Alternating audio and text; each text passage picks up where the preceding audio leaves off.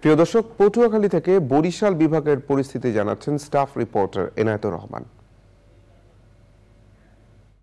সান্ধ্যআইন জারির পর থেকে বরিশাল বিভাগের সবকটি জেলায় এখন শান্তিপূর্ণ পরিবেশ বিরাজ করছে। যদিও গত কয়েকদিনে এই বিভাগে বরিশাল ছাড়া কোটা আন্দোলনকারীদের কর্মসূচি সীমিত আকারে অন্য জেলাগুলোতে পালিত হলেও সান্ধ্যআইন জারির পর আজ আর তা দেখা যাচ্ছে না। বরিশাল বিশ্ববিদ্যালয়ের ছাত্ররা গত রাতে ক্যাম্পাস ত্যাগ করেছে। মহানগর শান্ত রয়েছে। নগরে সেনাবাহিনীর পাশাপাশি বিজিবি, র্যাব ও পুলিশ সদস্যরা টহল দিচ্ছে। বিভিন্ন গুরুত্বপূর্ণ এলাকা ও সড়ক মোড়ে দাঙ্গা পুলিশ মোতায়েন রয়েছে। বরিশাল, পিরোজপুর, ঝালকাঠি, বরগুনার প্রতিনিধিরা আমাকে এমনটাই জানিয়েছেন। এদিকে সকল জেলা ও উপজেলায় প্রশাসনের পক্ষ থেকে মাইকে সান্ধ্যআইন জারির বিজ্ঞপ্তি প্রচার করায় অধিকাংশ জনগণ নিরাপদ স্থানে অবস্থানে চলে গেছেন। এবার আমরা যাব চট্টগ্রামের স্টাফ রিপোর্টার চৌধুরী ফরিদের কাছে, জানবো চট্টগ্রামের পরিস্থিতি। কার্ফিউ জারির পর চট্টগ্রামে আজ দুপুরে সেনাবাহিনী টহল শুরু করেছে। তবে বিজিবি এবং পুলিশ শহরে মোড়ে মোড়ে অবস্থান গ্রহণ, ওই সাথে তারা বিভিন্ন লোকজনকে তারা তল্লাশি করছেন।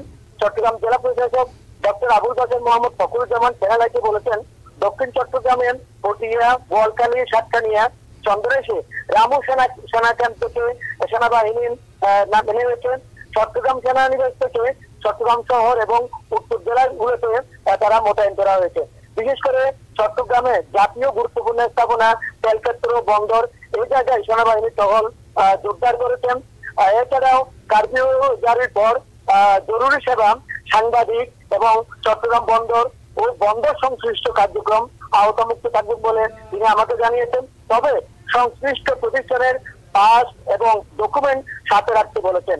এছাড়াও কার্ফিউ ঘোষণার পর থেকে চট্টগ্রাম এবং পার্শ্ববর্তী জেলা উপজেলায় কোনো অপ্রীতিকর ঘটনার খবর এখনো পাওয়া যায়নি।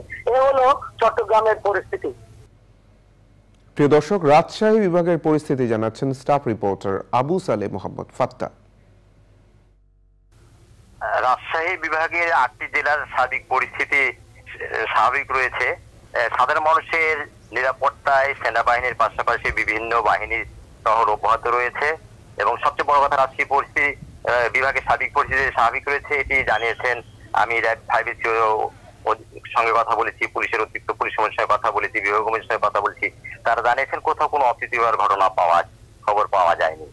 এবং এদিকে কার্ফিউর আওতামুক্ত পরিষেবাগুলো যেমন মহানগর বিভিন্ন জায়গায় ঘুরে দেখেছে, অ্যাম্বুলেন্স চলেছে, পরিচ্ছন্ন কর্মীরা কাজ করছে এবং সেইগুলো স্বাভাবিক রয়েছে। কোথাও কোনো অপ্রীতিকর ঘটনা পাওয়া যায়নি। এদিকে রাজশাহী বিভাগের এই ছিল রাজশাহী বিভাগের সর্বশেষ পরিস্থিতি। রংপুর বিভাগের পরিস্থিতি জানাচ্ছেন স্টাফ রিপোর্টার মেরিনা লাভলি। গত রাতে কারফিউ জারির পর থেকে রংপুরের শৃঙ্খলা ফিরতে শুরু করেছে। পুরো নগরী সহ বিভিন্ন উপজেলায় টহল দিচ্ছে র্যাব, বিজিবি এবং সেনাবাহিনী। এছাড়াও বিভিন্ন স্থানে মোতায়েন করা হয়েছে বাড়তি পুলিশ। বেলা 12টা থেকে দুপুর 2টা পর্যন্ত কারফিউ শিথিল থাকার ঘোষণায় সাধারণ মানুষ তাদের প্রয়োজনীয় কাজ সেরে আবার বাড়িতে ফিরে গেছেন। তবে গণমাধ্যম, জরুরি সেবা দানকারী বিভিন্ন প্রতিষ্ঠান কারফিউ আওতামুক্ত থাকায় অ্যাম্বুলেন্স সহ জরুরি সেবা দানকারী এবং গণমাধ্যমের যান চলাচল করতে দেখা গেছে। সিলেট বিভাগের পরিস্থিতি জানাচ্ছেন প্রতিনিধি সাদিকুর রহমান সাকি। সারা দেশের মতো সিলেট বিভাগেও কার্ফিউ চলছে। গভীর রাতে প্রশাসনের পক্ষ থেকে মাইকিং করে জনগণকে জানিয়ে দেওয়া হয় বাসা বাড়ি থেকে বের না হওয়ার জন্য। এতে করে রাস্তাঘাটে লোক সমাগম কম, চলছে না গণপরিবহন, ব্যবসা প্রতিষ্ঠানও তেমন একটা খুলেনি। বিভাগের অন্য 3টি জেলা, বিশেষ করে সুনামগঞ্জ, হবিগঞ্জ এবং মৌলভীবাজারে আমাদের প্রতিনিধির সাথে কথা বলেছিলাম। তারাও যেমনটি জানিয়েছেন যে কার্ফিউ জারি করার কারণে স্বাভাবিকের তুলনায় মানুষজন রাস্তাঘাটে কম। আইন শৃঙ্খলা বাহিনী মাঠে রয়েছে, তারা কাজ করছে এবং এখন পর্যন্ত কোথাও কোনো অপ্রীতিকর ঘটনার ঘটেনি। পরিস্থিতি আজ পুরোপুরি শান্ত বলা যায়। তো এই ছিল মোটামুটি আমার কাছে সিলেট বিভাগের সার্বিক তথ্য।